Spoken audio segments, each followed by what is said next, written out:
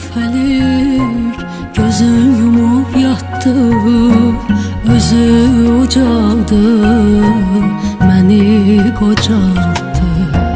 Vətən yolunda axıtdı öz qanını, bu yolun sonunda verdi şirin canını.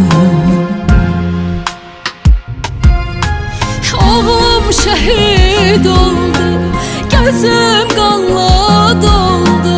Bir təsəllim var, bu yol cənnətə gedən yoldur. Oğlum şehit oldu, gözüm qanla doldu. Bir təsəllim var, bu yol cənnətə gedən yoldur.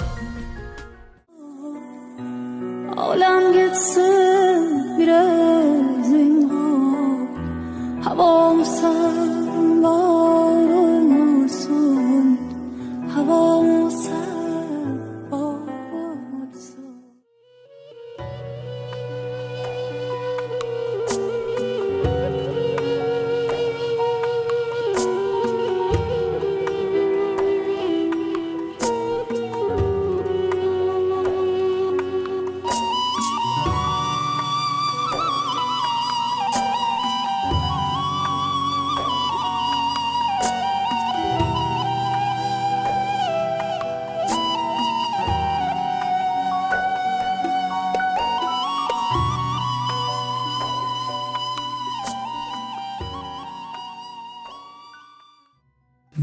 Sayın Azərbaycan Vətən Müharibəsi Veteranlar İctimai Birliyinin sədri Füzuli Zəquluyev adından başsağlığı verirəm qardaşlar. Allah razı rəhmət eləsin. Bütün birlik adından, bütün döyüşçülər adından sizə başsağlığı veririk. Teşekkür ediyorum. Sənin də Qarabağ döyüşçüdən Allah malına rəhmət eləsin. Ölenlerinizden Allah razı olsun Ahmet'den. Gelen ayaklarınız da var olsun. Teşekkür ederim.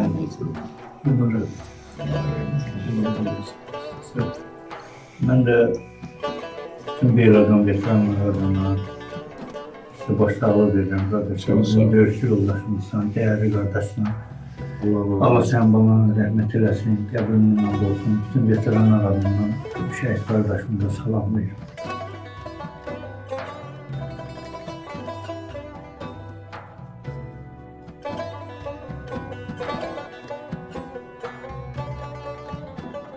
Başsağlığı verirəm şəhid valideynidir, böyükçü yoldaşımızdır.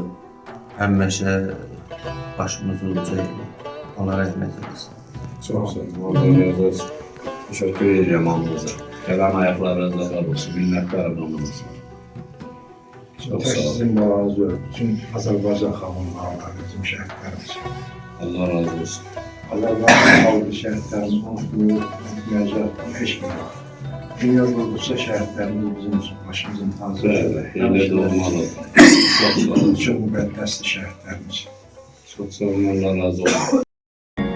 Dik tut başını anam, ağlama, Ay nay balam, ağlama anam. güzel